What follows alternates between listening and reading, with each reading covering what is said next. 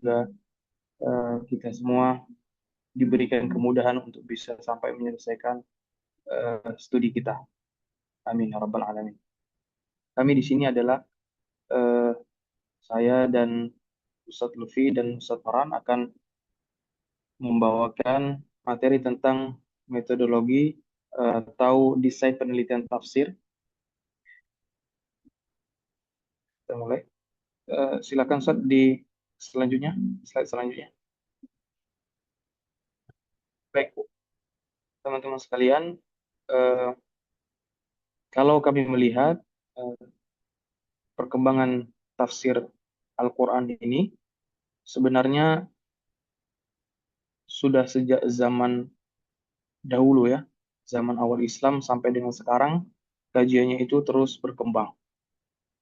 Itu karena umat Islam selalu butuh memahami isi kandungan yang ada di dalam Al-Quran sesuai dengan kondisi zamannya. Dan para ulama juga punya perhatian besar terhadap ilmu tafsir. Jadi penafsiran Al-Quran tidak pernah berhenti. Mulai dari ulama salaf terdahulu sampai dengan era modern sampai dengan saat ini.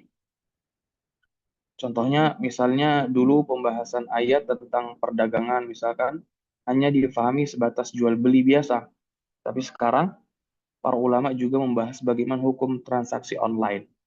Kayak misalkan bank digital atau ekonomi modern dengan merujuk pada ayat-ayat Al-Quran. Dalam perkembangannya, muncul banyak metode dan corak tafsir. Ada yang fokus menjelaskan ayat secara detail, kata per kata. Ada juga yang mengaitkannya dengan persoalan sosial atau politik, fikih, misalkan, atau bahkan sampai dengan tasawuf. Artinya, tafsir itu sangat dinamis dan selalu mengikuti kebutuhan masyarakat, tergantung dengan zamannya. Contohnya, kalau tafsir bercorak fikih, biasanya ayat dijelaskan dari sisi hukum halal dan haram. Sedangkan kalau misalkan tafsir itu bercoraknya sosial, itu biasanya lebih menyoroti pesan kemanusiaan dan kondisi masyarakat. Misalnya tentang keadilan, kemiskinan, atau misalkan juga hubungan antar umat. Tujuan utama mempelajari tafsir tentu supaya kita bisa memahami petunjuk Al-Quran dengan benar, termasuk dalam mengambil hukum dan nilai-nilai kehidupan. Karena itu, tafsir menjadi jembatan penting untuk memahami pesan Al-Quran secara lebih mendalam. Tokoh seperti Muhammad Rashid Ridho juga menekankan pentingnya tafsir yang relevan dengan perkembangan zaman. Dalam tafsir Al-Manar, beliau mencoba menghubungkan ajaran Al-Quran dengan realitas sosial masyarakat. Karena Islam diyakini sebagai ajaran yang berlaku sampai dengan akhir zaman, sampai dengan hari kiamat. Contohnya saat membahas kemunduran umat Islam, beliau Rasul Ridho tidak hanya menjelaskan ayat secara teori, tapi juga mengaitkannya dengan pentingnya pendidikan, pentingnya persatuan umat, pentingnya kemajuan ilmu pengetahuan agar umat Islam itu bisa bangkit kembali. Selain itu, kajian Al-Quran sekarang juga semakin luas dan multidisipliner ya. Menurut Mustaqim, tafsir klasik itu cenderung tekstual, cenderung eh, tekstual, sedangkan tafsir modern dan kontemporer itu mulai menggunakan pendekatan yang lebih kontekstual. Jadi ayat tidak hanya difahami secara literal, tetapi juga dilihat pesan moral, dilihat juga nilai universalnya agar tetap relevan dengan kondisi masyarakat saat ini. Contohnya dalam isu seperti pluralisme atau warisan atau poligami atau persoalan sosial lainnya, para mufasir kontemporer itu mencoba memahami ayat dengan mempertimbangkan kondisi zaman sekarang tanpa meninggalkan nilai-nilai dasar yang ada di dalam Al-Quran. Contohnya misalnya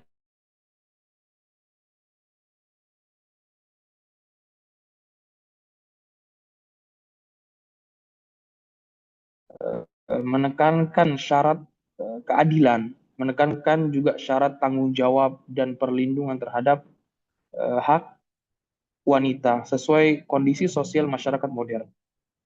Lanjut, Ustaz. Tokoh lain seperti Fazlur Rahman menawarkan konsep double movement, yaitu memahami ayat berdasarkan konteks saat ayat turun, lalu menghubungkannya kembali dengan realitas masa kini. Jadi, Al-Quran tetap hidup dan bisa menjadi solusi di setiap zaman, sampai dengan akhir zaman nanti. Tapi di sisi lain, kita juga perlu berhati-hati. Artinya tafsir itu adalah hasil pemikiran manusia. Jadi tidak boleh disakralkan secara berlebihan. Kita tetap perlu terbuka terhadap kajian dan evaluasi. Namun tetap berpegang pada prinsip dan juga pemahaman para ulama salafus saleh agar tidak keluar dari nilai-nilai dasar ajaran Islam. Selanjutnya, silakan Ustadz Farhan.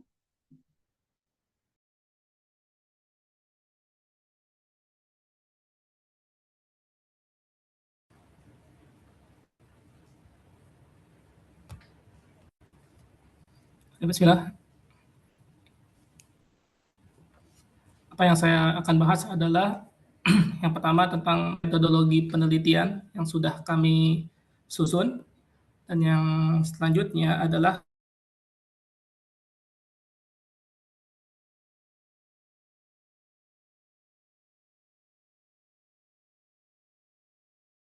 penelitian ini menggunakan pendekatan kualitatif dengan model deskriptif analisis. Data dikumpulkan melalui studi pustaka, dokumentasi dengan menelusuri dan menelaah sumber-sumber primer dan sekunder yang relevan tentang desain penelitian Quran, seperti buku, artikel jurnal, dan laporan penelitian. Seluruh data kemudian dianalisis secara tematik melalui tahap reduksi data, penyajian data, dan penarikan kesimpulan untuk memetakan konsep, sejarah, bentuk-bentuk, serta urgensi kajian desain penelitian Quran. Keabsahan temuan dijaga melalui triangulasi sumber, yakni membandingkan keterangan dari beberapa rujukan agar diperoleh pemahaman yang lebih konsisten dan dapat dipertanggungjawabkan. Yang selanjutnya yang akan saya bahas adalah pengertian dari metode dan metodologi tafsir. Istilah metode berakar dari kosakata Yunani, yaitu metodos, yang secara harfiah mengandung makna sebagai sebuah jalur atau prosedur, yaitu cara atau jalan yang teratur berdasarkan pemikiran yang matang, atau cara kerja yang bersistem untuk memudahkan pelaksanaan suatu kegiatan guna mencapai tujuan yang ditentukan. Jadi, metode merupakan suatu prosedur atau cara untuk mengetahui sesuatu dengan sistematis sehingga apa yang menjadi tujuan bisa tercapai. Sedangkan tafsir Al-Quran adalah keterangan atau penjelasan mengenai ayat-ayat Al-Quran untuk memahami maknanya secara mendalam. Banyak ulama mengatakan bahwa pengertian tafsir pada intinya berarti menjelaskan hal-hal yang masih samar dalam ayat-ayat Al-Quran. Dengan demikian bisa dikatakan bahwa metode tafsir Al-Quran merupakan suatu prosedur atau cara untuk mengetahui kandungan makna dari ayat-ayat Al-Quran. Yang selanjutnya adalah 4 metode tafsir yang dimana pembahasan ini sudah dibahas secara mendalam oleh presentator sebelumnya. Tetapi yang akan saya bahas di sini hanya metodologi tafsir secara umum saja. Yang pertama ada metode tafsir tahlili atau analitik, yang dimana metode tahlili adalah suatu metode dalam menjelaskan ayat Al-Quran dengan cara menguraikan ayat demi ayat, surat demi surat, sesuai tata urutan dengan penjelasan yang cukup terperinci, sesuai dengan kecenderungan masing-masing mufassir terhadap aspek-aspek yang disampaikan. Yang kemudian adalah di sini ada tafsir ijmali, yang dimana tafsir ijmali di sini adalah tafsir global. Metode ijmali adalah sebuah metode dalam menjelaskan ayat Al-Quran dengan cara mengemukakan makna secara global dengan bahasa yang ringkas supaya mudah dipahami. Selanjutnya di sini ada metode tafsir muqarran atau perbandingan. Metode muqaron adalah metode menjelaskan ayat-ayat Al-Quran dengan membandingkan ayat-ayat dengan ayat yang lain yang memiliki kedekatan atau kemiripan tema namun redaksinya berbeda, atau memiliki kemiripan redaksi tetapi maknanya berbeda. Nah, yang selanjutnya juga ada di sini metode tafsir maudhu'i atau tematik, yang dimana metode terakhir yang lazim digunakan dalam penafsiran Al-Quran adalah metode maudhu'i atau metode tematik. Metode ini berupaya menjelaskan ayat-ayat Al-Quran dengan mengambil suatu tema tertentu. Kelebihan metode ini mampu menjawab kebutuhan zaman yang ditujukan untuk menyelesaikan suatu permasalahan. Mungkin itu yang bisa saya sampaikan. Silakan, Ustaz Lutfi. Baik, next Ustaz ya. Bismillah. Mungkin Ustaz dan teman-teman, saya akan melanjutkan pembahasan. Masuk ke pembahasan ini tentang metode penelitian tafsir. Yang pertama, ya, di mana metode dapat dipahami sebagai cara atau langkah sistematis yang digunakan untuk mencapai tujuan tertentu. Ya, kemudian penelitian merupakan proses ilmiah dilakukan secara sistematis guna memperoleh informasi dan menemukan jawaban atas suatu permasalahan. Menurut Sudaryono, langkah-langkah penelitian meliputi identifikasi masalah, perumusan dan pembatasan masalah, ya, studi kepustakaan, penyusunan hipotesis dan atau pertanyaan penelitian, penentuan desain dan metode penelitian, pengumpulan data, analisis data, interpretasi temuan, penarikan kesimpulan, dan saran. Ya. Kalau berbicara mengenai tafsir, sebagaimana sudah juga dibahas oleh Pak Kamal di awal ya atau sebelumnya, berasal dari kata fasara yufasiru tafsira, yang berarti menjelaskan, menerangkan, menyingkap yang tersembunyi, makna yang tersembunyi. Kemudian pendekatan kualitatif dalam penelitian tafsir dalam praktiknya, penelitian tafsir lebih banyak menggunakan metode kualitatif dibandingkan kuantitatif. Hal ini karena memang penelitian tafsir lebih menekankan pada pemahaman makna, interpretasi teks, analisis konteks, dan pendalaman kandungan ayat. Penelitian kualitatif tidak menghasilkan data berupa angka statistik, melainkan data deskriptif seperti narasi, wawancara, dokumentasi, catatan lapangan, serta analisis teks. Ya, karena itu penelitian tafsir memiliki karakteristik yang sangat dekat dengan pendekatan kualitatif, sebab objek kajiannya berupa teks suci yang membutuhkan pemahaman mendalam terhadap makna bahasa, konteks sejarah, kondisi sosial, dan realitas masyarakat. Selain itu, penelitian tafsir juga memperhatikan validitas data, ya, triangulasi, analisis kontekstual, serta keterlibatan peneliti sebagai instrumen utama penelitian. Next, genre studi Al-Quran. Perkembangan studi Al-Quran pada era modern ini melahirkan berbagai bentuk kajian atau genre penelitian. Kajian Al-Quran tidak lagi terbatas pada penafsiran teks semata, tetapi juga mencakup aspek sosial, budaya, dan fenomena masyarakat. Maka secara umum terdapat 4 genre studi Al-Quran, yaitu teks, ya, kajian konteks, hermeneutika, dan living Quran. Kajian teks, ya, menurut Paul Risher, teks merupakan wacana yang diwujudkan dalam bentuk tulisan. Dalam studi Al-Quran, pendekatan tekstual berfokus pada pemahaman makna yang terdapat di dalam teks itu sendiri. Pendekatan ini menitik beratkan pada struktur bahasa, gramatika, hubungan antar ayat, dan analisis kebahasaan Al-Quran. Pendekatan tekstual berpandangan bahwa Al-Quran memiliki kesempurnaan makna dalam dirinya sendiri, sehingga pemahaman terhadap ayat dipusatkan pada eksplorasi teks secara mendalam. Karena itu pendekatan teks sering menggunakan ilmu nahwu, ilmu alat, ya, sorof, balaghah, dan munasabah ayat antar ayat. Yang kedua, kajian konteks.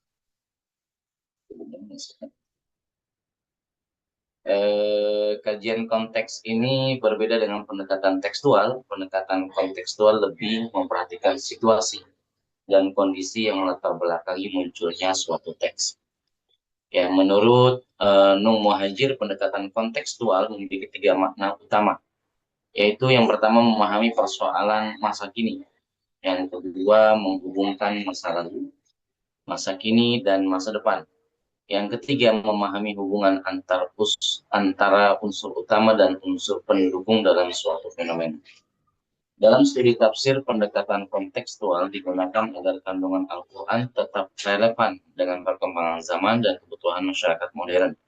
Dengan demikian, penafsiran tidak hanya memahami bunyi teks, tapi juga memperhatikan situasi sosial, budaya, sejarah, dan kebutuhan umat. Yang ketiga, hermeneutika. Secara epistemologis, hermeneutika berasal dari bahasa Yunani, yaitu hermeneuneun, yang berarti menafsirkan atau menginterpretasikan. Ya, Heron Syamsuddin menjelaskan bahwa hermeneutika merupakan seni memahami teks yang maknanya tidak dapat dipahami secara langsung.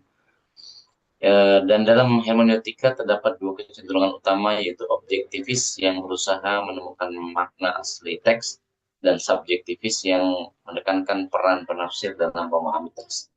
Dalam perkembangan Islam, prinsip-prinsip hermeneutika sebenarnya telah dikenal oleh para ulama klasik, terutama dalam usul fiqh, tafsir, dan kajian bahasa Arab. Bahkan menurut Prof. Quraish Shihab, hermeneutika pada dasarnya merupakan ilmu untuk memahami firman Allah Subhanahu wa Ta'ala. Karena itu, hermeneutika memiliki relevansi dalam studi Al-Quran, terutama dalam memahami hubungan teks dan konteks, menggali makna bahasa, dan menafsirkan pesan-pesan secara lebih mendalam. Living Al-Quran yang keempat, ya ini yang sudah dibahas kemarin ya, review sedikit saja.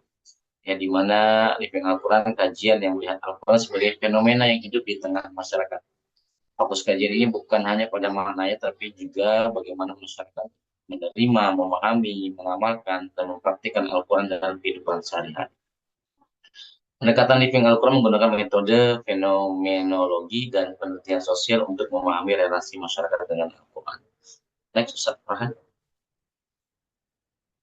Ya, desain dan langkah penelitian tafsir. Dalam penelitian Al-Quran dan tafsir, desain penelitian sangat penting karena menjadi pedoman pelaksanaan penelitian secara sistematis. Secara umum, terdapat dua bentuk desain penelitian. Yang pertama, desain penelitian kualitatif non-standar. Desain ini masih mengikuti pola penelitian ilmiah umum, namun lebih fleksibel dibandingkan penelitian kuantitatif.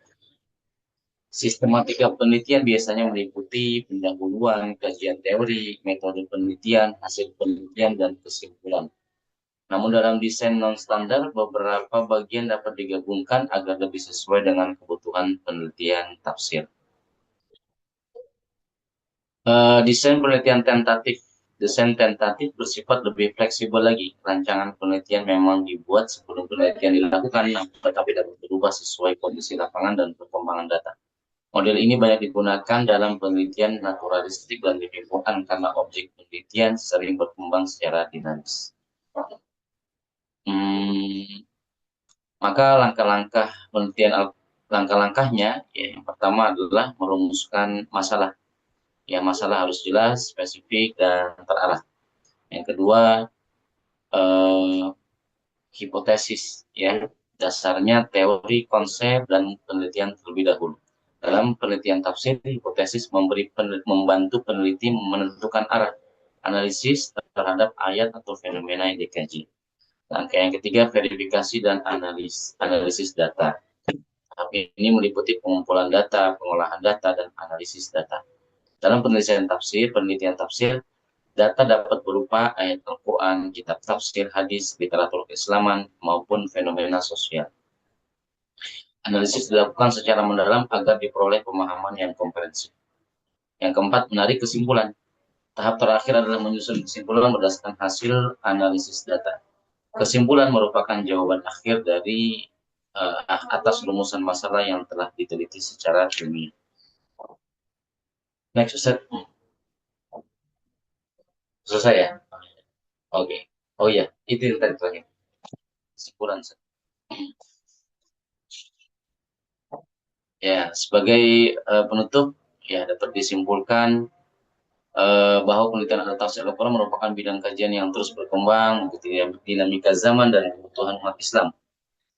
Ya, di mana penelitian tafsir tidak hanya membahas teks Al-Quran secara literal, tapi juga melibatkan aspek sosial, budaya, sejarah, bahasa, dan praktik masyarakat.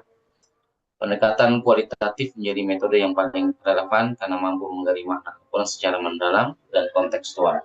Selain itu, perkembangan genre studi Al-Quran seperti tekstual, kontekstual, hermeneutika, dan living Al-Quran menunjukkan bahwa kajian Al-Quran terus berkembang untuk menjawab tantangan zaman tanpa meninggalkan prinsip-prinsip ulum Al-Quran. Dengan desain penelitian dan langkah metodologis yang sistematis, penelitian tafsir diharapkan mampu menghasilkan pemahaman Al-Quran yang ilmiah, ya, moderat, kontekstual, dan relevan bagi kehidupan masyarakat modern. Kurang lebihnya demikian yang dapat saya sampaikan. Terima kasih. Kembalikan ke Ustaz Ikhwan Muslim.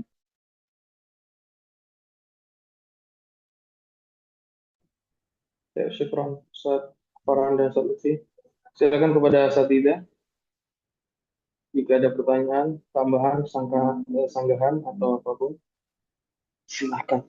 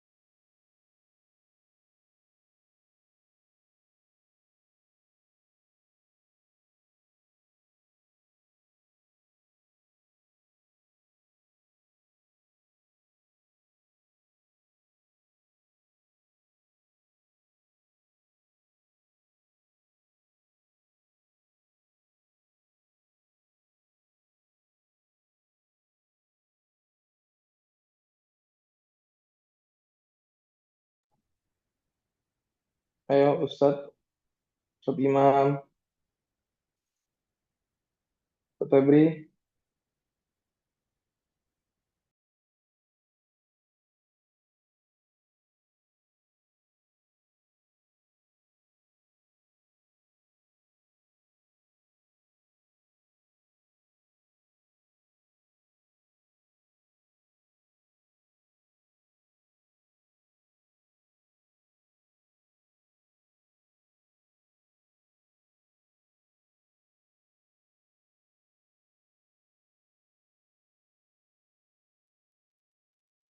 Oke lah Ustadz, saya mau buka pertanyaan. Dalam kesimpulan tadi Ustadz Lutfi Saleh menyampaikan bahwa penelitian kualitatif itu lebih relevan dalam metodologi tafsir. Itu secara keseluruhan atau ada klasifikasinya Ustadz? Maksudnya kan dalam metode kuantitatif mungkin ada juga dalam metode pembahasan eh, dalam Al-Quran dengan metodologi kuantitatif itu kan juga nanti bisa menghasilkan wawasan juga, menghasilkan teori juga bisa jadi dengan mengumpulkan ayat yang sama kemudian eh, mungkin sifatnya kuantitatif itu juga dapat menghasilkan pemahaman baru mungkin. Jadi apakah memang secara keseluruhan kalah kuantitatif atau bagaimana, Ustaz? Mungkin sekaligus berikan perbandingan contohnya antara pendekatan kualitatif dan kuantitatif dalam metodologi tafsir gitu, Ustaz. Syukron, Ustaz. Syukur Ya, Ustaz Mas. Jami. Ulum. Silakan Ustaz Lutfi menjawab. Iya, baik, Masya Allah, ini pertanyaan sangat bagus sekali. Sajimil Ulum ya. Insya Allah dengan pertanyaan ini mudah-mudahan menambah pemahaman kita tentang metode kualitatif dan kuantitatif ya. Jadi memang kalau untuk tafsir ini, kajian tafsir Ustaz, yang saya pahami ya, dia memang bisa nanti metodenya kualitatif atau kuantitatif Ustaz. Ya, namun dominannya kualitatif begitu ya, dominannya kualitatif karena apa namanya, kalau kualitatif itu dia lebih ke menggali makna yang mendalam gitu, konteks historis, kemudian interpretasi mutak mufasir, ya kemudian nuansa bahasa-bahasa misalnya kayak tafsir lain gitu ya, ya itu dia apa namanya, itu udah pasti ranahnya ke kualitatif. Ya. Namun kalau kuantitatif itu dia di antara fokusnya kayak jumlah gitu, frekuensi hubungan, kemudian misalnya kolerasi antar atau hubungan perilaku manusia dengan pemahaman ayat gitu ya. Kemudian kalau datanya kualitatif itu dia kata-kata, teks, ya, deskripsi, narasi, ya, pemikiran. Kalau yang kuantitatif dia angka-angka datanya, skor, kemudian statistik, persentase begitu. Ya, kalau metodenya kalau yang kualitatif ya studi kepustakaan gitu ya, analisis isi, ya studi kasus gitu. Kalau kuantitatif dia survei, eksperimen, ya kuesioner ya, kuesioner atau analisis statistik konten gitu ya. Nah, ada apa namanya, kalau judul misalnya, kalau judul yang kuantitatif misalnya ini ada beberapa contoh-contoh yang sudah saya coba cari ya. Misalnya kalau yang judulnya yang dia metodenya kuantitatif, misalnya pengaruh pembelajaran tafsir Al-Quran terhadap pemahaman ayat-ayat hukum ya pada siswa MAN 1 Oku Timur, nah, gitu. Nanti berarti kan pengaruhnya bagaimana gitu, persentasenya, keberhasilannya itu menunjukkan angka-angka ya, berarti kan nanti ya tadi ya, eh, metodenya survei, kuesioner gitu ya, kemudian dan lain sebagainya gitu. Kalau yang apa namanya kuantitatif Ustaz ya, misalnya juga eh, contoh judul yang dia metodenya kuantitatif, frekuensi penggunaan ayat-ayat ruqyah dalam pengobatan alternatif di kota Jakarta. Nah, ini di antara contohnya. Ya, frekuensinya ayat-ayat ruqyah dalam pengobatan alternatif di kota Jakarta. Ya, maka ini apa namanya? Ada angka-angka datanya ya. Berapa dia eh, berapa besar frekuensi ini gitu, dari 1 sampai berapa itu dia berapa.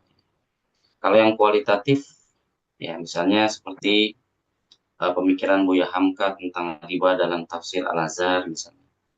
Ya, itu yang kualitatif dia.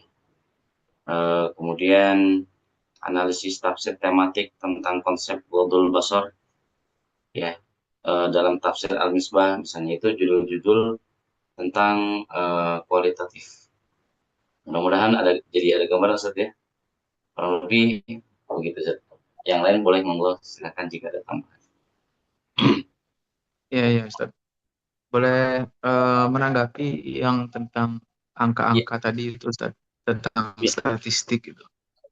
Kira-kira kalau dalam sebagai contoh lah yang kita ketahui itu ada yang mendata, misalnya dalam ayat Al-Quran itu kalimat sabar ada berapa jumlah, kemudian di apa namanya, disimpulkan dengan teori teori yang dicocokkan lah, atau cocokologi itu kira-kira masuknya ke kualitatif atau ke kuantitatif, padahal itu kan lebih ke deskriptif ya kan. Kalau tapi itu juga masalahnya ke pendataan, jadi masuknya ke kuantitatif gitu.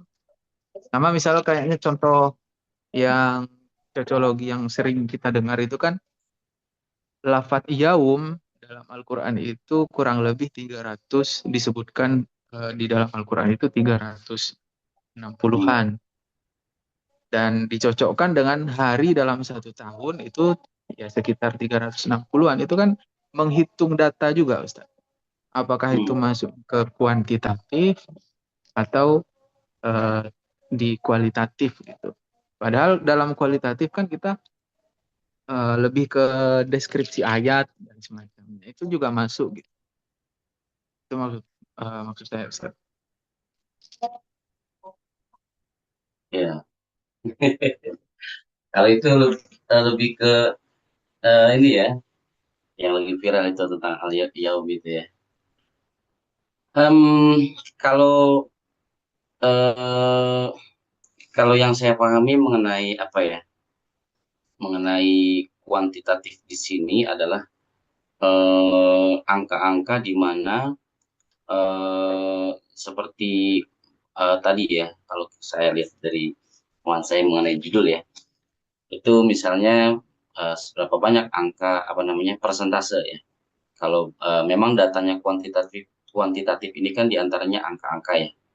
Maka apa namanya, kalau kita lihat dulu atau mungkin ada di sekitar kita ada orang titip kuesioner ya dan lain sebagainya gitu ya.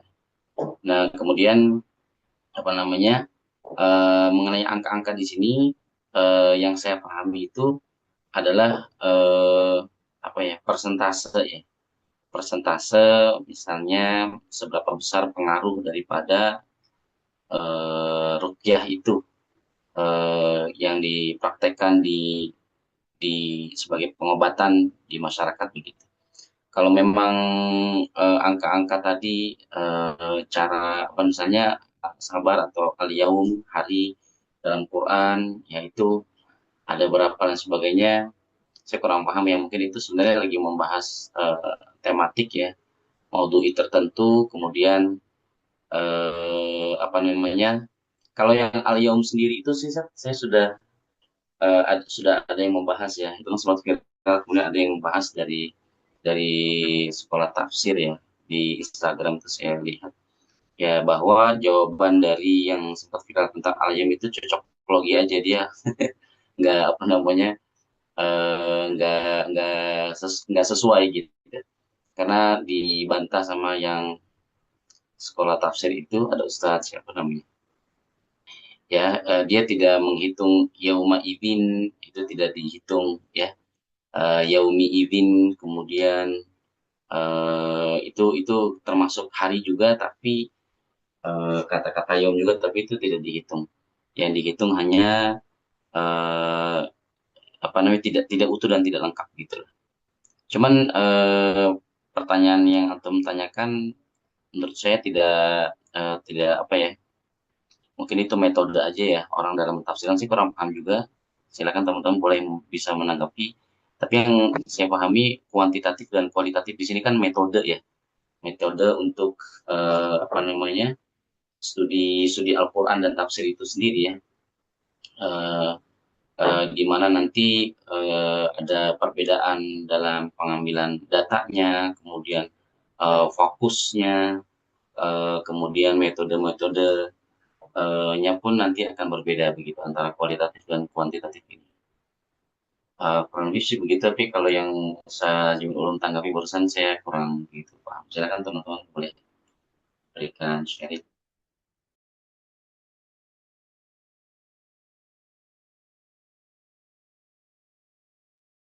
Izin nimbrung, Ustaz. Monggo Ustaz, Ustaz Surya, Masya Allah. Jadi terang Insya Allah semuanya dengan Ustaz Surya. Matahari gitu ya. Baik, memang di apa ya? Khususnya di mata kuliah ini kita sebetulnya ya secara teori belum terlalu mendalam untuk mempelajari metode penelitian kuantitatif karena ya barangkali ya fokus tafsir itu kan cenderung kualitatif sehingga yang diperdalam justru metode kualitatif yang pada akhirnya kuantitatif pun saya sih nggak tahu ya di semester berikutnya apakah ada. Saya rasa tidak ada lagi metode apa mata kuliah metodologi lagi selain di semester ini. Sehingga memang kita kekurangan informasi sebetulnya karena tidak ada data atau penjelasan mengenai metodologi kuantitatif. Nah, sejauh yang saya ketahui, metode kuantitatif itu kan metode apa survei di lapangan yang akan kita ambil sampelnya. Nah, ini yang menarik ini secara sampel saja atau objek penelitian itu sudah sangat berbeda dengan kualitatif. Kalau kuantitatif kan sampelnya dia harus banyak. Bahkan waktu saya S1 itu saya pakai metode kuantitatif dan dalam menentukan sampelnya itu ada rumusnya. Dulu saya di tahun berapa? Dulu 2010, 2009 lah saya. Alhamdulillah lulus 2010. Jadi lumayan tinggalan jauh sebenarnya ini saya kuliahnya. Dulu saya waktu menentukan sampel untuk kuantitatif itu menggunakan rumus Lovin dulu. Cuma saya agak lupa caranya. Yang jelas di situ nanti mungkin bisa di googling ya. Rumus Lovin untuk mencari sampel penelitian. Jadi dari populasi populasi itu kan apa namanya, jumlah total. Seumpama kita meneliti di satu sekolah misalnya, kita akan total berapa jumlah keseluruhan siswa yang akan kita ambil sampelnya untuk kemudian kita beri kuesioner begitu. Jadi kita nggak akan mengambil kuesioner itu seluruh siswa untuk satu sekolah, tapi hanya sampelnya saja. Nah, sampel itu nanti ada hitung-hitungannya, tidak 50%. Saya lupa ada rumus, nanti bisa di googling aja, rumus Lovin, cara menentukan sampel kuesioner apa, sampel responden. Jadi untuk kuantitatif, kita tentukan dulu populasinya, jumlah total respondennya.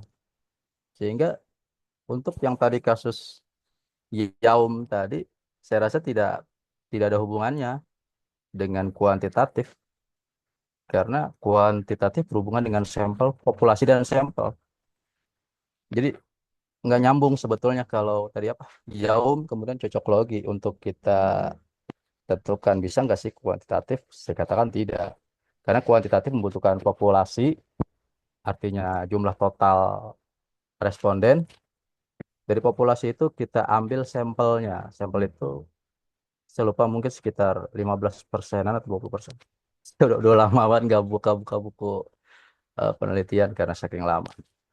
Intinya untuk kuantitatif kita harus menentukan populasi dan sampelnya itu yang paling mendasar.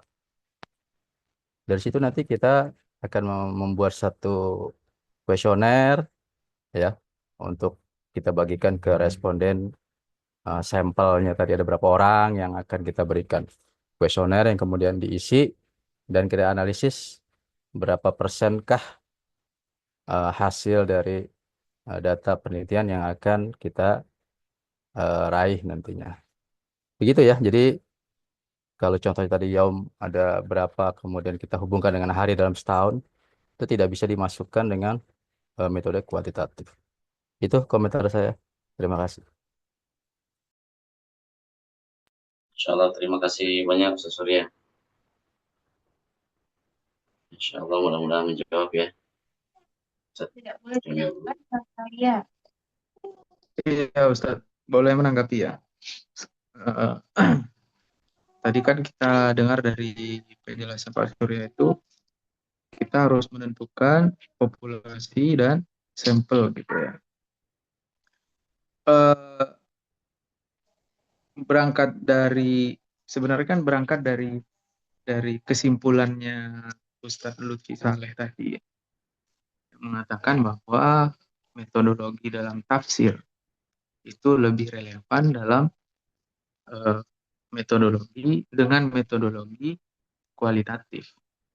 Nah, yang saya pertanyakan itu apakah secara keseluruhan memang kuantitatif itu tidak menghasilkan apa-apa dalam dunia tafsir atau bagaimana?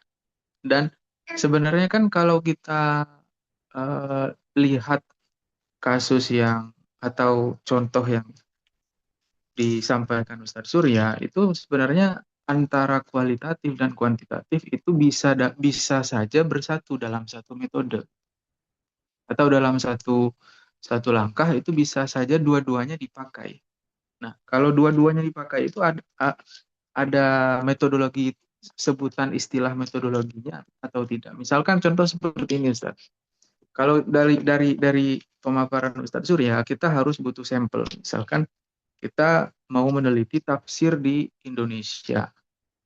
Sampelnya tentu saja kitab-kitab tafsir yang ada di Nusantara misalnya. Setelah itu kita meneliti tafsir ini tafsir hilir yang mukorin. Nah, itu aktif gitu. Jauh sebelum kita menentukan kuantitatif, kita juga harus mengerti bahwa kitab tafsir A itu adalah tafsir tahlili dengan dasar seperti ini, seperti ini. Nah, itu kan kualitatif jatuhnya. Itu, Ustaz. Maksud saya dalam penelitian metode tafsir itu, apakah benar-benar kuantitatif itu? Seperti yang Ustaz Lutfi Saleh sampaikan tadi, kualitatif yang paling dominan. Meskipun kita tahu yang seperti yang dijelaskan ada kualitatif itu tafsir maudhu'i, kemudian tafsir tematik gitu ya, dan tafsir-tafsir yang dijelaskan tadi itu lebih ke arah ke kualitatif. Syukron Ustaz. Mungkin bisa dipahami pertanyaan atau tanggapan saya. Ya, Syukron. insya Allah bisa dipahami. Jadi ke dalam kesimpulan saya begini seperti ya, kata-katanya adalah pendekatan kualitatif ya dalam metode ini gitu ya, antara kualitatif dan kuantitatif. Kualitatif menjadi metode yang paling relevan ya karena mampu menggali makna Al-Qur'an secara mendalam dan kontekstual. Artinya kalau memang gitu fokus kita ini kan kita sebenarnya judul kami ini Ustadz Farhan dan Ustadz Ikhwan ini kan apa ya judul daripada kerangka secara keseluruhan dari apa yang sudah dibahas sama teman-teman dari awal gitu, dimana metode kualitatif dan kuantitatif itu udah dibahas oleh kalau nggak salah di makalahnya Ustadz Ikram La'ata dan Ustadz Ibnu Nasrullah ya dengan tema metodologi penelitian tafsir dan penelitian humaniora gitu. Jadi memang apa namanya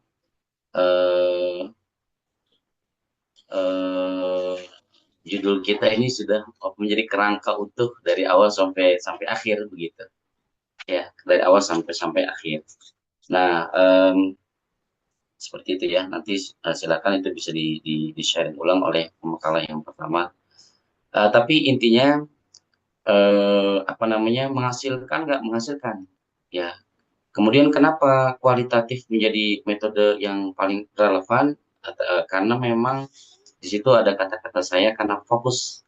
Jika memang fokusnya adalah makna Al-Quran, penggalian makna Al-Quran yang mendalam dan kontekstual, pasti itu menggunakan metodenya metode kualitatif begitu. Menghasilkan nggak misalnya kuantitatif? Kalau metodenya dengan metode kuantitatif menghasilkan, ya tergantung tema atau fokus yang mau dibahas itu apa misalnya. Ya, pembahasan ini bukan dalam ini ya. Ya artinya fokusnya itu dia mau apa yang digali, maka tentu menggunakan metode yang cocok begitu, Ustaz. Ya, kalau memang fokusnya mencari frekuensi, ya hubungan, ya kayak tadi yang saya jelaskan, kemudian kolerasi, ya atau pengukuran jumlah seperti yang tadi diceritakan oleh Ustaz Surya, ya, maka tentu pakai tata cara, pakai metode kuantitatif, begitu ya. Nah, apakah ada metode kualitatif dan kuantitatif ini digabung untuk menghasilkan sebuah penafsiran? Ya begitu. Saya juga kurang tahu ada enggak gitu. Kualitatif digabung metode dengan kuantitatif, ya digabung kemudian menghasilkan sebuah tafsir atau karya ilmiah gitu ya. Ya, saya kurang paham ada atau tidak metode itu. Kemudian contoh-contohnya ada atau tidak, mungkin nanti saat apa Ustaz Farhan bisa bantu atau teman-teman yang lain boleh sharing. Ya, tapi saya pikir itu nanti pembahasannya terlalu luas ya. Kalau kita untuk membuat karya ilmiah itu, saya pikir pembahasannya nanti terlalu luas. Karena memang arah daripada dua metode ini jelas berbeda. Begitu. Silakan jika ada yang ingin menanggapi ya dari apa yang disampaikan Ustaz Jamil Ulum. Terima kasih Ustaz Jamil Ulum, insyaallah.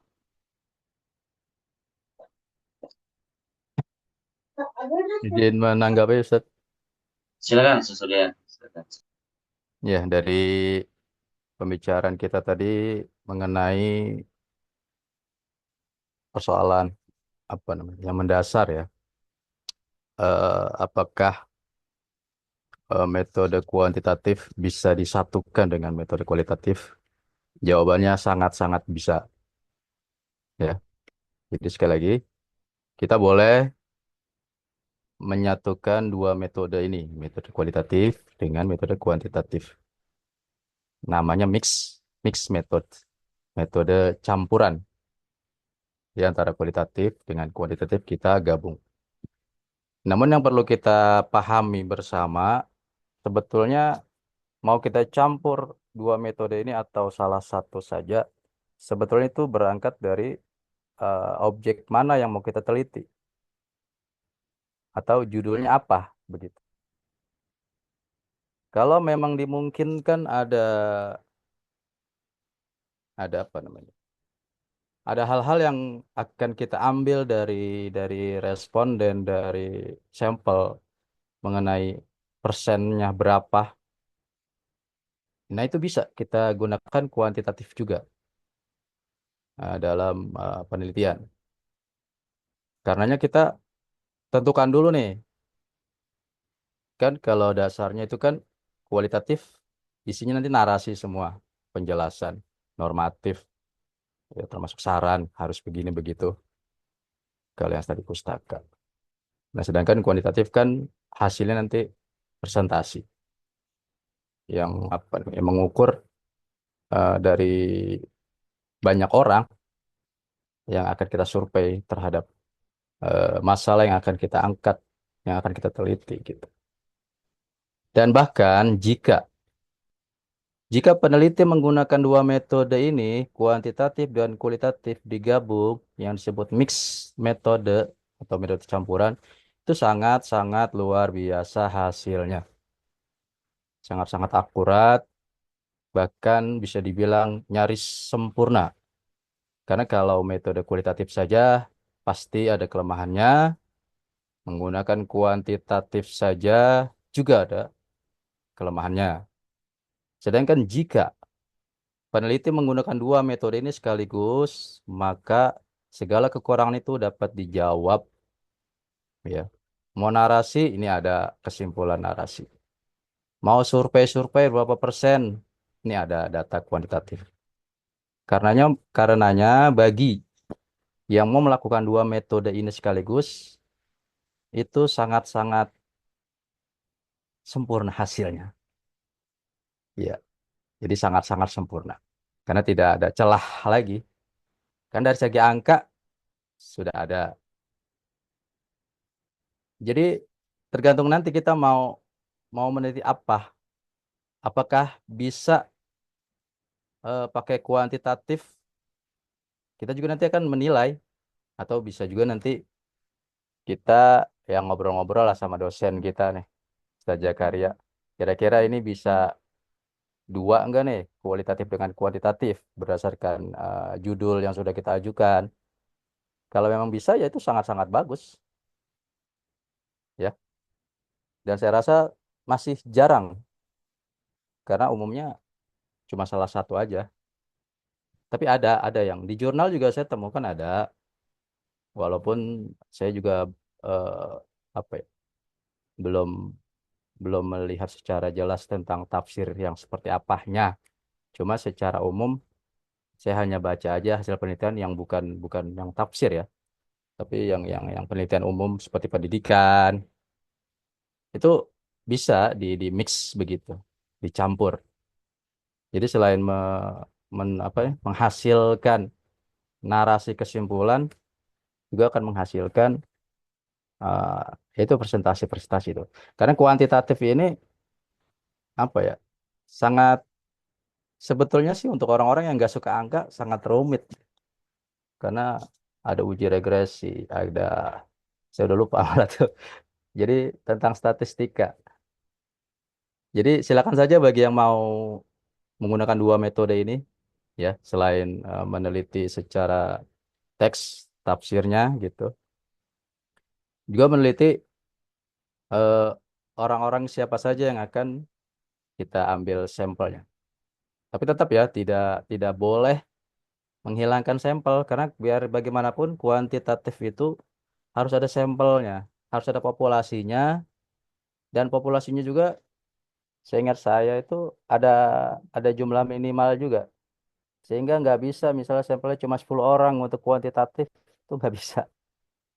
Karena bayangkan 20 orang nggak kelihatan survei 20 orang untuk mewakili apa ya satu kesimpulan presentasi apalah begitu yang nanti akan kita ingin dapat apa namanya hasilnya. Misal kepuasan kita sebagai apa namanya katakanlah masyarakat Indonesia terhadap kinerja pemerintah misalnya. Nanti kita hubungkan dengan tafsir apalah begitu. Nanti kinerja pemerintah ini kita akan ambil tuh sampelnya masyarakat mana gitu kan. Nah itu kan harus ada jumlah populasinya berapa. Nanti dari situ kita ambil sampelnya. Jadi nggak bisa populasinya sedikit, apa kabar sampelnya kan begitu. Makanya untuk kuantitatif datanya harus banyak. Apalagi setiap jenjang itu kan punya kriteria minimal masing-masing. S1, S2, S3 itu biasanya dulu dosen saya pernah cerita kalau S3 itu bisa sampai satu kelurahan untuk populasinya, untuk meneliti kuantitatif. Jadi dari satu kelurahan itu berapa populasinya yang akan kita apa ya, katakanlah ambil begitu. Dari populasi itu baru kita hitung berapa sampelnya. Nanti dari sampel itulah jumlah itu yang akan kita sebar angket kita. Kalau satu kelurahan, nggak tahu ya kalau mungkin satu kota kali ya baru bisa S3. Sehingga saya tuh S3 tuh populasi sampel kuantitatif sangat sangat banyak. Kalau S2 mungkin bisa kali satu kelurahan untuk sekolah atau untuk eh, kelurahan itu masih bisa. Kalau S1 mungkin kalau untuk meneliti di sekolah ya paling satu sekolah. Kalau mungkin meneliti satu kampung mungkin satu RT begitu. Jadi kita harus bayangkan kuantitatif itu punya populasinya berapa, sampelnya berapa begitu. Beda dengan kualitatif. Kualitatif mah nggak pakai sampel-sampel, bahkan sudah disinggung di pertemuan sebelumnya. Kita kuesioner apa menentukan responden untuk kualitatif itu tidak ada standarnya. Selagi itu masih ada kemungkinan jawaban berbeda, maka terus cari sebanyak-banyak itu kualitatif. Tapi kalau kuantitatif harus sudah jelas populasinya berapa, dari populasi itu kita ambil sampelnya gitu. Gitu ya untuk kuantitatif. Saya rasa itu komentar dari saya. Jadi silakan saja yang mau mix methods, silakan. Itu sangat-sangat luar biasa. Terima kasih.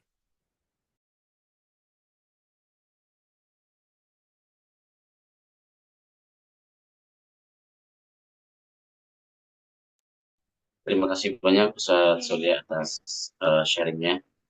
Ya, insya Allah apa yang Antum sampaikan menambah pemahaman kita semua. Insya Allah ya. Biar lebih bersemangat dan tesis. Insya Allah. Silakan teman-teman. Saya Ikhwan. Udah kembali nih. Saya Ikhwan. Silakan ya. Pendapat sama Ustadz Ustadz Lutfi Soleh. Ya, tergantung kita mau kemana. Sedangkan orang kebanyakan kenapa menyebutkan bahwasanya lebih relevan, ya karena emang kebanyakan untuk metode tafsir itu mereka menguji tentang makna, menguji tentang konteks turunnya ayat, bahasa Arab, pemikiran, atau kayak nilai-nilai sosial, historis, atau sifat penafsiran sifat yang lebih mendalam.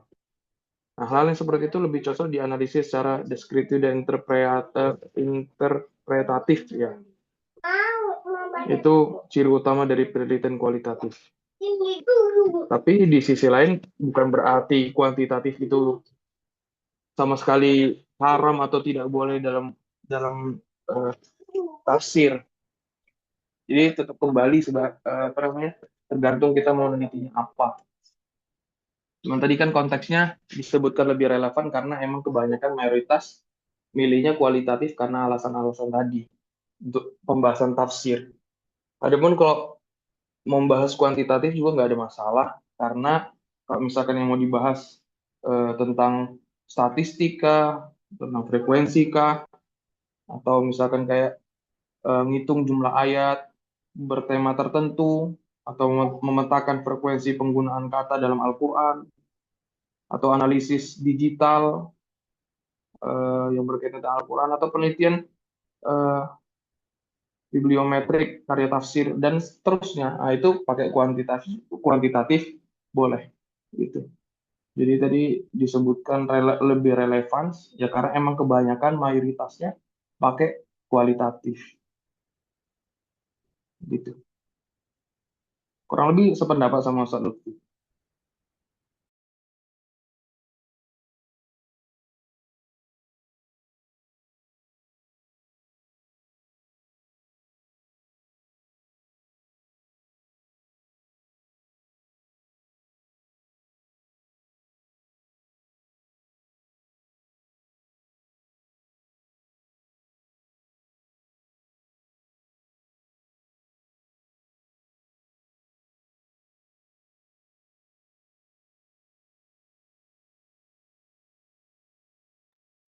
Ya baik, terima kasih Ustaz Ikhwan.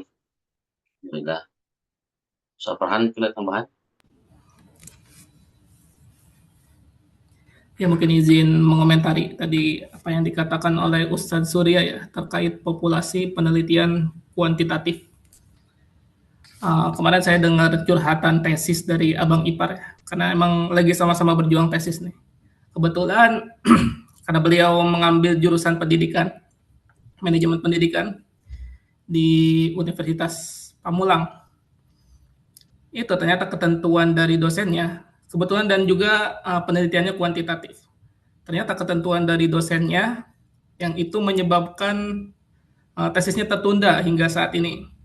Itu harus mengambil sekitar 600 populasi untuk penelitiannya. Jadi bagaimana dampak kepala sekolah terhadap kesejahteraan guru ketika itu.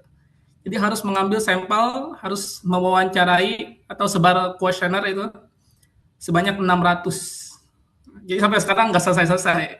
Karena kan ibaratnya tebar kuesioner itu nggak bisa nebar doang gitu. Nggak bisa sukarela kayaknya orang ngisi kuesioner itu. Jadi butuh dana yang besar gitu kan.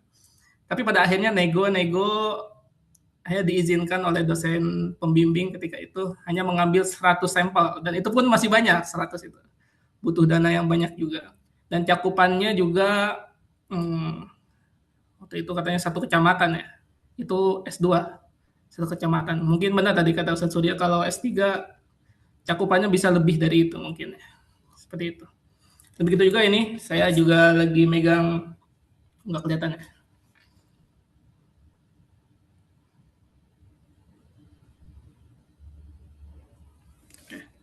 Saya lagi megang tesis dari salah satu senior kakak kelas saya dulu kuliah di PT IKI tentang pembebasan anak HIV atau AIDS dari stigma.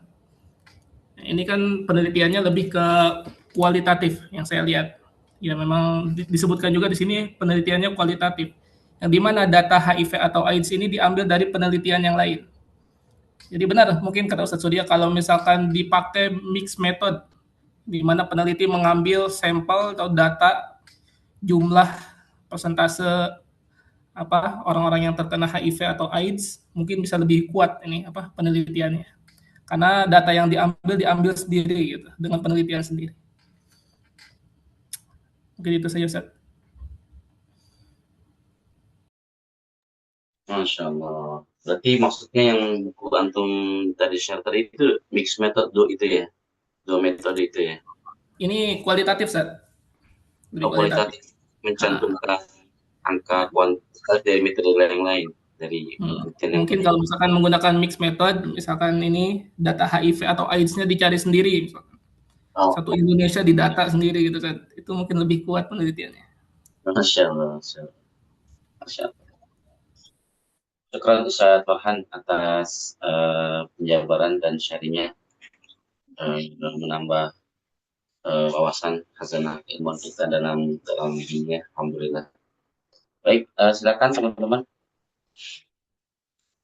Jika ada pertanyaan atau ada tanggapan,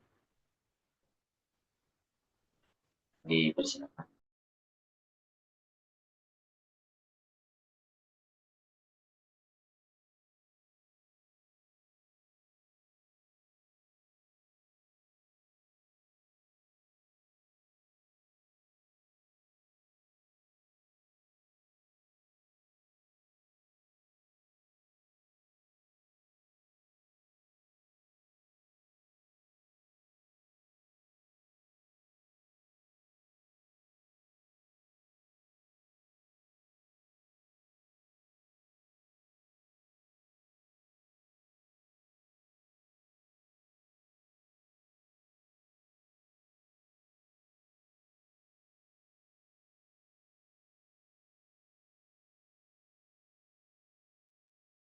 Izin bertanya pemakalah, karena berhubung tadi tentang kuantitatif dan kualitatif ya, saya masih kurang paham tentang variabel ya.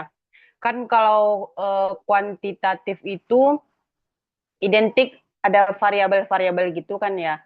Katanya kalau misalnya variabelnya lebih banyak, misalnya 2 variabel atau 3 variabel, intinya semakin banyak variabelnya maka katanya semakin tinggi tingkat kesulitan dalam penelitiannya.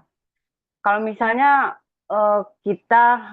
saya masih bingung gimana mengetahui kalau misalnya kita kualitatif. Kualitatif itu ada kemungkinan nggak pakai variabel. Terus bagaimana cara kita mengetahui judul kita itu ini mengandung variabel apa tidak? Itu saya masih bingung di situ. Terima kasih.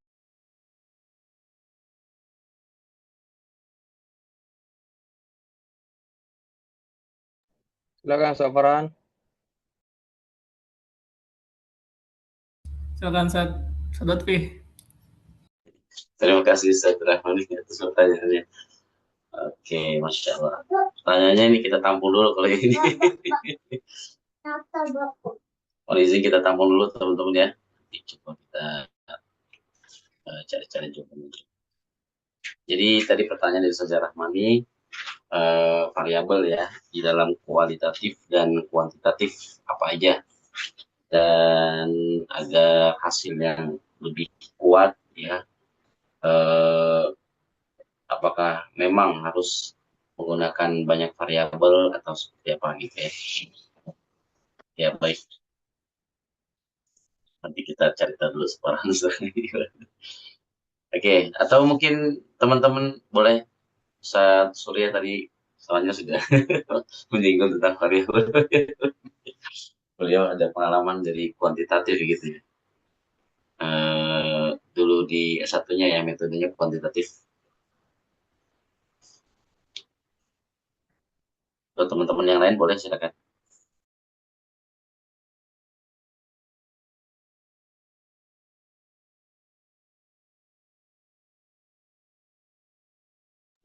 Ya, baik.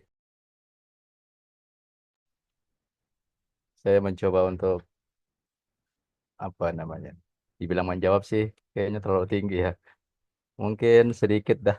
Iya, cuma agak-agak lupa tentang variabel em, penelitian ya. Saya coba ingat-ingat ya.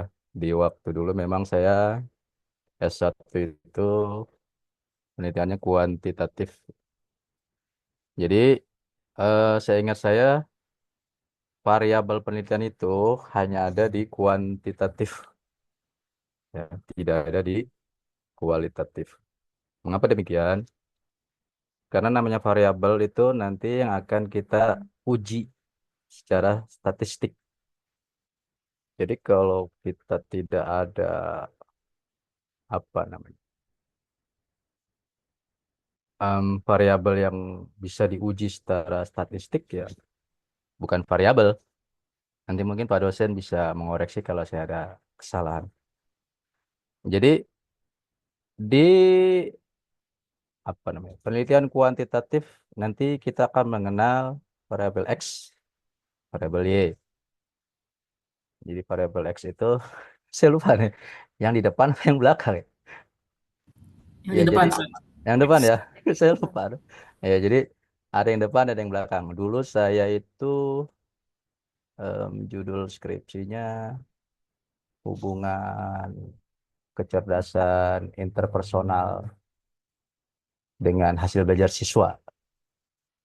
Ya, jadi bagaimana em, kecerdasan interpersonal siswa dihubungkan dengan hasil belajarnya. Apakah orang yang punya kecerdasan interpersonal tinggi, hasil belajarnya akan tinggi juga, sehingga ada hubungan di situ, berapa persen kalau ada, atau bahkan apakah tidak ada hubungannya. Nah, nanti kan akan kita uji itu dengan kuesioner. Jadi yang kita ambil sampelnya kan sekolah berarti ya, satu sekolah. Waktu S1 tuh emang satu sekolah dengan populasi yang SMP waktu itu lumayan banyak sih tempat penelitian saya itu di SMP. Jadi sudah masuk populasinya dapat gitu. Dan untuk sampelnya juga memenuhi syarat untuk diambil data. Ya jadi seperti itu ya. Untuk variabel itu yang saya tahu hanya di penelitian kuantitatif. Karena variabel X dan variabel Y itu yang nantinya akan kita uji secara statistik. Sejauh mana hubungannya, atau sejauh mana pengaruhnya, apakah ada pengaruhnya ataukah ada hubungannya di antara variabel X dan Y tersebut. Maksudnya judul ya. Nanti di judul kuantitatif tuh kita akan mengenal ini loh variabel X. Kalau saya berarti hubungan kecerdasan interpersonal siswa, berarti itu variabel X. Nah, hasil belajar siswa berarti variabel Y. Nanti akan kita uji seberapa seberapa dekatkah hubungannya antara X dan Y begitu. Variabel X dan Y. Nanti ada presentasinya berapa kalau memang ada hubungannya. Saya kira itu ya. Jadi hanya ada di kuantitatif setahu saya. Kalau kualitatif saya rasa tidak ada variabel. Mungkin ada tapi namanya beda mungkin ya. Atau mungkin em, penggunaannya beda kali. Karena saya pernah dengar ada di Facebook lah. Ada variabel independen, dependent. Nah itu saya pernah dengar itu. Cuma belum mempelajari lebih jauh ya. Ada variabel apa lagi? Kontrol ya. Nah itu baru belum mendalami. Pernah mendengar katanya Di penelitian kualitatif juga ada nama variabel independen, dependen, variabel kontrol. Hanya saja belum begitu mendalam, ya. Tapi kalau untuk variabel yang saya tahu itu hanya di kuantitatif, yaitu variabel X dan variabel Y. Itu komentar saya. Terima kasih.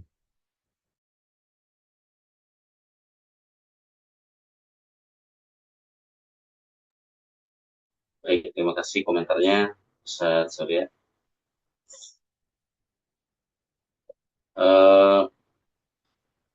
Silakan teman-teman yang mau komentar. Ada lagi kan yang ingin memberikan tanggapan mengenai hal ini? Tentang tadi ya, udah dijawab tentang apa namanya variabel dalam kuantitatif ini disampaikan Ustaz Surya, ada beberapa gitu. Dan di kualitatif jadi istilahnya berbeda. Ya.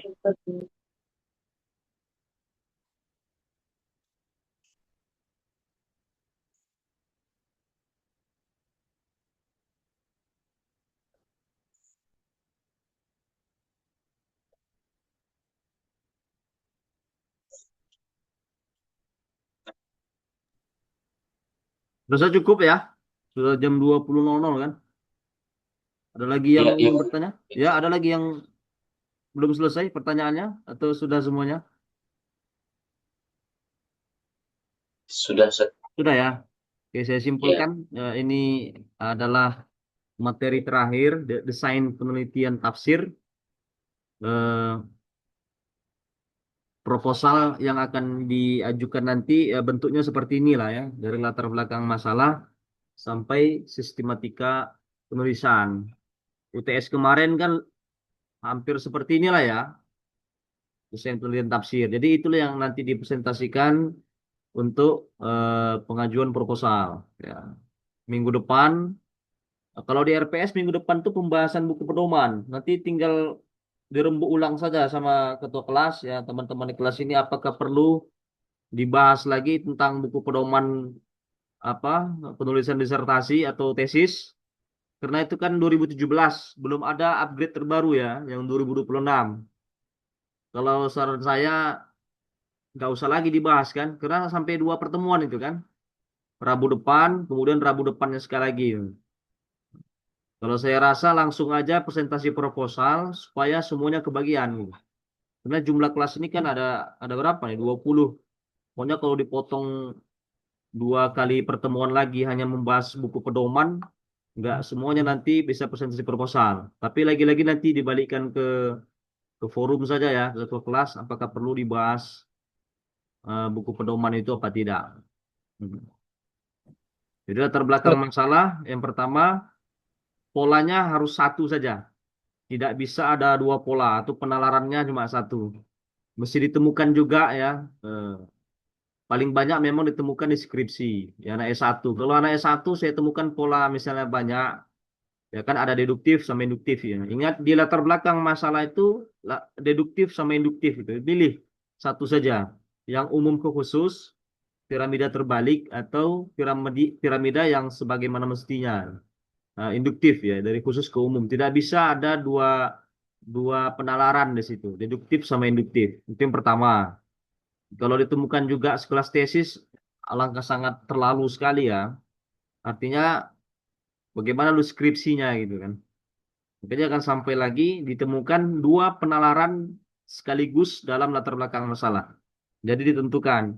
Jadi kalau seandainya ingin menentukan objek pembahasan, ya jadikanlah pembahasan itu ditarik itu apakah dari umum dulu, baru ke khusus, atau suatu fakta, ya, suatu fakta fenomena yang terjadi yang menurut Anda khusus, kemudian dikembangkan menjadi umum. Nah, cuma itu aja, latar belakang masalah.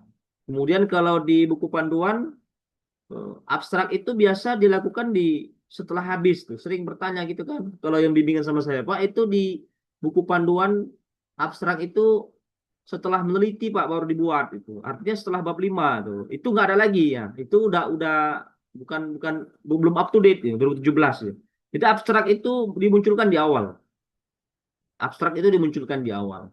Karena namanya kan hipotesis tuh. Hipotesis itu kan dugaan sementara, postulat atau a priori ya, atau aksioma. Karena namanya dugaan sementara atau asumsi ya, atau pendapat sementara, ya ada kemungkinan dua, bisa dia berubah, bisa dia tetap. Ya kalau dia berubah berarti di abstrak itu, di hipotesisnya itu berubah ketika dia melakukan penelitian secara mendalam, dan ketika masuk di bab 5 ternyata berubah dari hipotesis yang dia ungkapkan di awal. Berarti hipotesisnya tinggal diubah aja. Berarti hipotesis di awal itu tinggal diubah aja di paragraf pertama di tesis. Tesis saya ini mengungkapkan tentang bla bla bla bla bla kan itu. Tapi kalau misalnya sama ya, dari hipotesis awal sampai ke kesimpulannya sama setelah dia melakukan penelitian dalam, ya berarti tetap tidak perubahan. Jadi tetap yang namanya abstrak itu diajukan di awal. Termasuk nanti presentasi ini nggak ada kalau bisa abstraknya. Ya. Dan usahakan dalam abstrak itu bentuknya deduktif saja. Ya, dari umum ke khusus. Jika bla bla bla bla, maka bla bla itu yang simplifikasinya. Nanti tinggal dikembangkan saja. Nah, itu paragraf pertama. Komposisi kedua tentang yang ada di bab 2. Bab 2 itu adalah landasan teoritis, ya. Nama-nama mufasir, siapa tafsir-tafsirnya, nah, bagaimana teori-teorinya, nah, itu secara lengkapnya dibuat di dalam bab 2. Tapi nama-nama mereka kemudian dikumpulkan saja di paragraf 2 di abstrak itu. Jadi kalau mau detailnya bahas tokohnya kemudian bukunya itu di bab 2, simplifikasinya ada di abstrak itu paragraf 2. Yang ketiga itu baru masuk metodologi penelitian. Beda metode dengan metodologi penelitian. Saya pernah jelaskan juga. Metode penelitian biasanya digunakan dalam penelitian kuantitatif. Artinya metode ini satu bab khusus dia tentang metodologi. Ada di situ sampel, ada di situ populasi. Tadi Pak Surya juga menjelaskan ada rumus Lovin. Itu biasanya bab khusus tuh, bab 3 tuh kuantitatif. Karena dia banyak dia. Rumusnya pun banyak ya. Kalau melakukan kuantitatif. Bisa nggak penelitian tafsir ini Pak melakukan kuantitatif? Bisa saja. Nah, biasanya lebih identik penelitian yang living Quran sama kontekstual. Karena living Quran ini kan unik. Ya, cari komunitas-komunitas yang menggunakan Al-Quran itu dalam kehidupan sehari-hari mereka. Ya, perdukunan, komunitas apa lagi? Torekot, komunitas. Ya, tidak mesti pun ayat Al-Quran kira-kira dia gunakan untuk kesyirikan, ya nggak masalah juga gitu. Tapi komunitas kecil ya, komunitas yang memang apa yang meyakini ya, padi bisa apa namanya bisa panen dalam jumlah yang besar kalau dibuat ayat-ayat tertentu. Ya cari aja komunitas di desa mana, bagaimana cara menentukan sampelnya, populasinya. Di situ baru masuk variabel.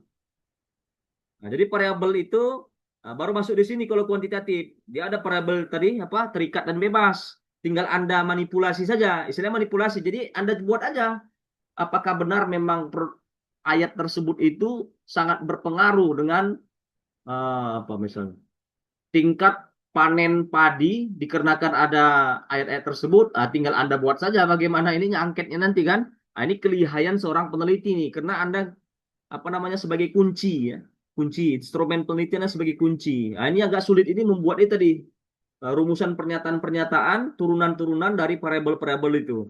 Variabel yang terikat dan variabel yang bebas. Yang bebas itu yang bisa Anda kotak-atik ya.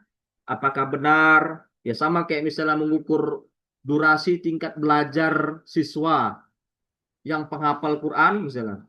Durasi mengukur tingkat hafalan siswa yang hafal Quran dengan pemahamannya di pelajaran lain misalnya.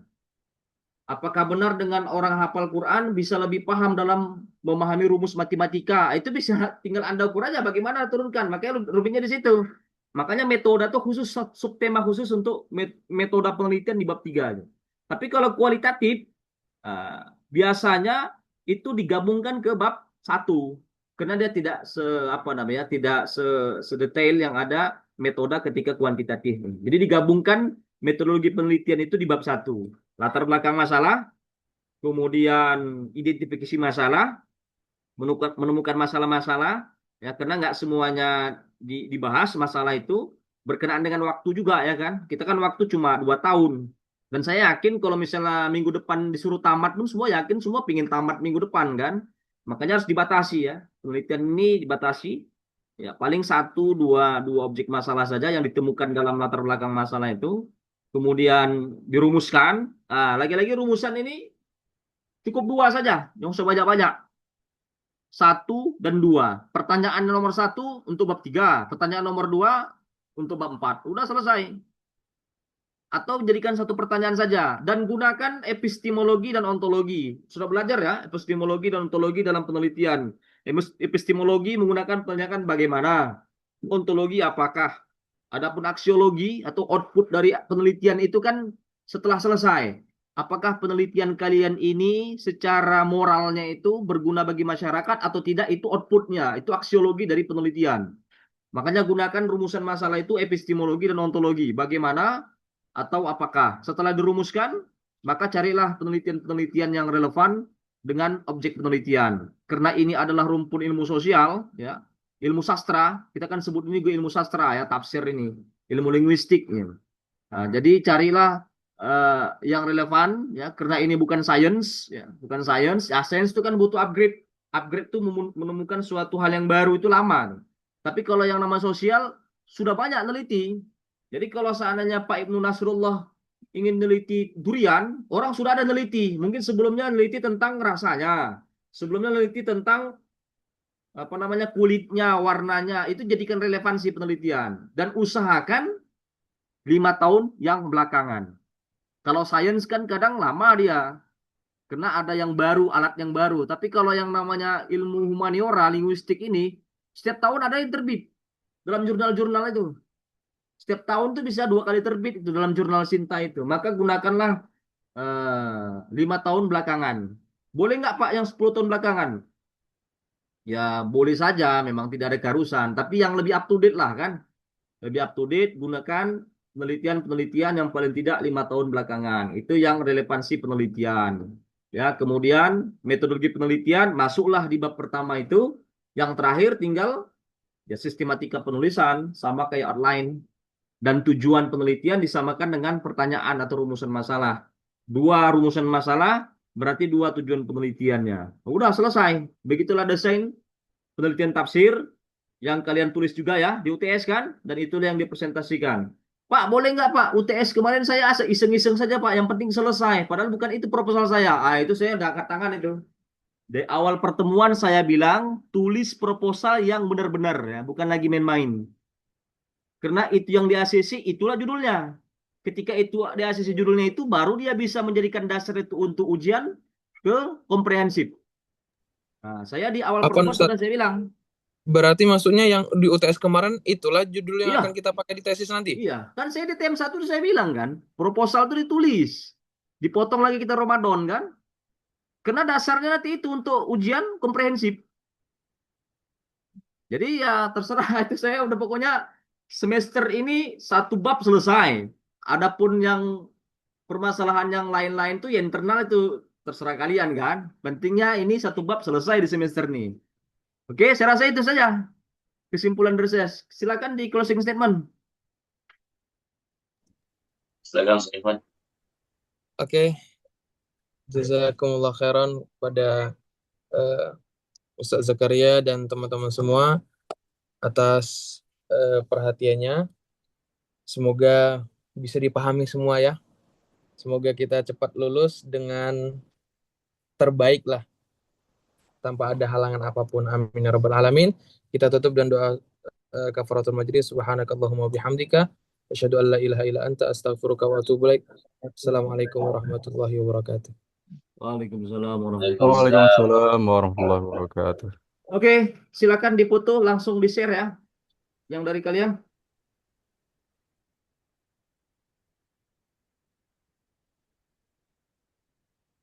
Monggo Ustadz Fatkur.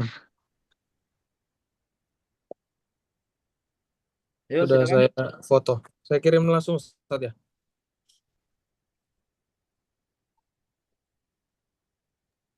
Yang sudah moto silakan dikirim di grup. Terima kasih. Jangan lupa voting ya di grup ya. Langsung di-share ya di grup ya. Ini belum masuk. Ya siapa? Di voting ya teman-teman untuk pedomannya dibahas apa enggak nih?